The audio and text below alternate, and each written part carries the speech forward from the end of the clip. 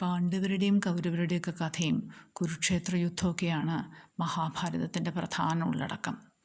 എന്ന് വെച്ചാലും ഭരതവംശത്തിൻ്റെ കഥ നമുക്ക് പരിചയപ്പെടുത്തി തരുന്ന ശകുന്തളയുടെ കഥയും ഈ പാണ്ഡവരും കൗരവരും ഒക്കെ ഉൾപ്പെടുന്നൊരു വംശമുണ്ട്, പൂരുവംശം.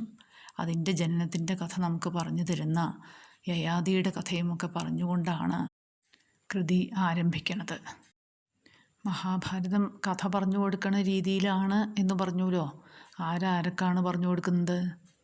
നൈമിശാരണ്യം എന്ന ഒരു പുണ്യസ്ഥലം, അവിടെ 12 വർഷം നീണ്ടു നിൽക്കുന്ന ഒരു യാഗം, മഹർഷിമാരുടെ ഒരു ഒത്തുചേരൽ.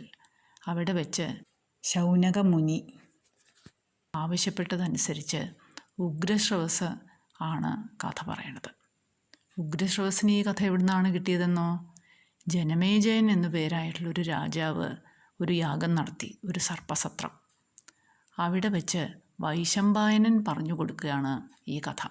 അത് കേട്ടതാണ് ഉഗ്രശ്രവസ്.